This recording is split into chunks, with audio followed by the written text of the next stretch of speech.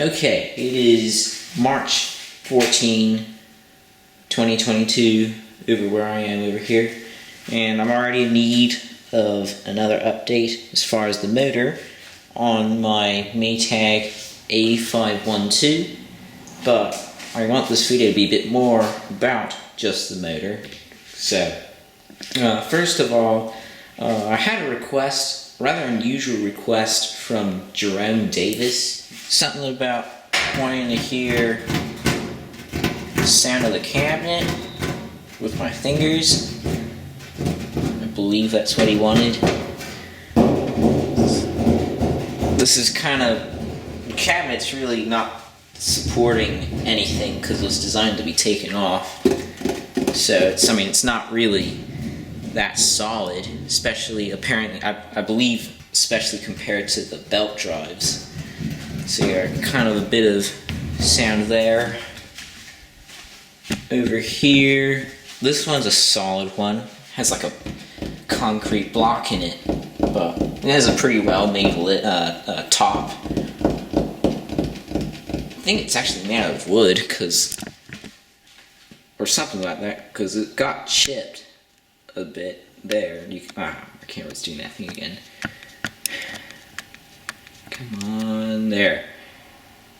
I suspect that is wood, so yeah, weird. And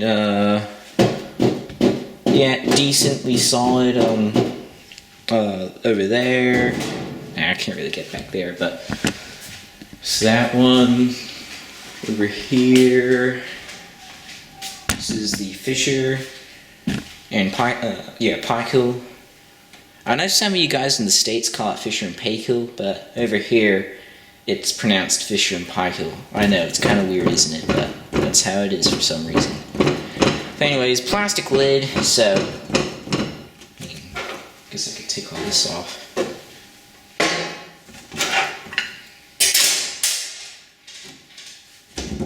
Oh yeah, there we go, that's better. Plastic lid, so that's what that sounds like. The cabinet is kind of... that's because it's... Oh yeah. Because the basket right now, it's leaning on the cabinet, but I reckon if it was off, it would sound a bit more not so solid, because, I mean, these cabinets are pretty light.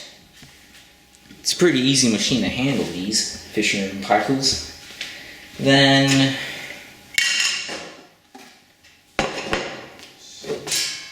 see, I just gotta clean that up. It's usually cleaner than this, but then we have the Maytag. Of course, this one has to be the most solid washer I've ever owned. I'm literally not joking. This thing is ridiculously. It's heavy. It's solid. You can't even. That's pretty well in there.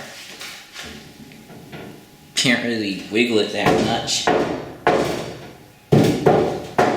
Doesn't really echo like the other ones have. What else?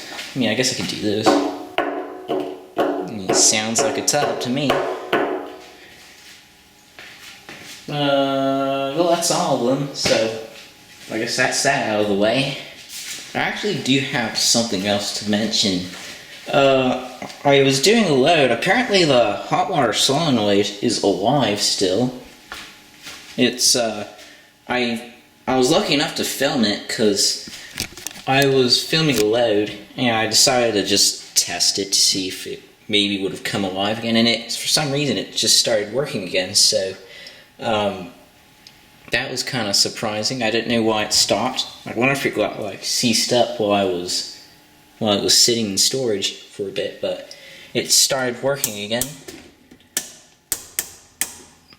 which is good. So it is taking hot water again. Yeah, well, I'm still getting that replaced, by the way. Yeah, eventually. But I was lucky enough to catch it on video, me doing that. So when I get the chance, I'll probably put that full cycle up for you guys. Well, I actually think that was all the other things. So it's time to get back to this motor. So Oh, that was the other thing.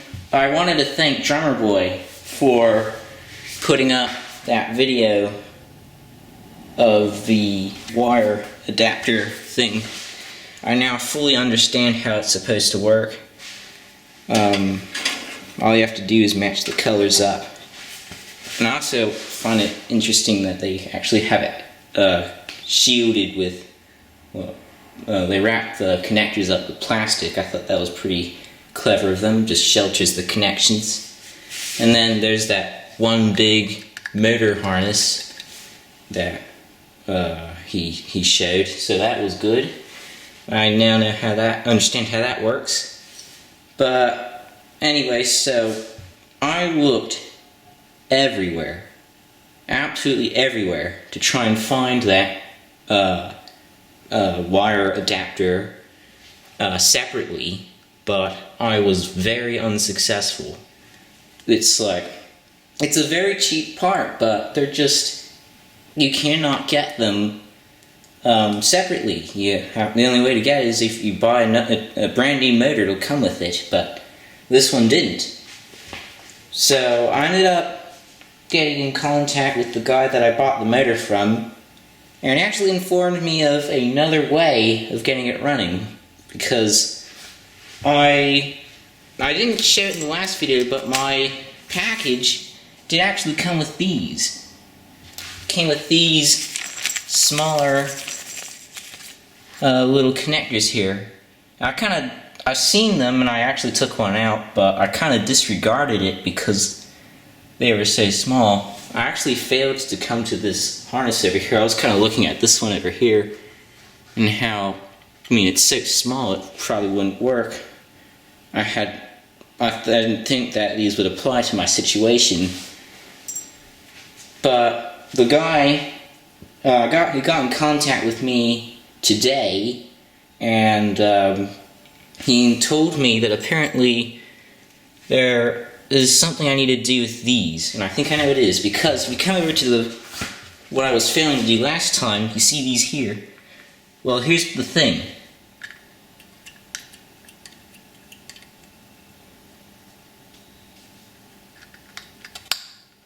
See that? They connect.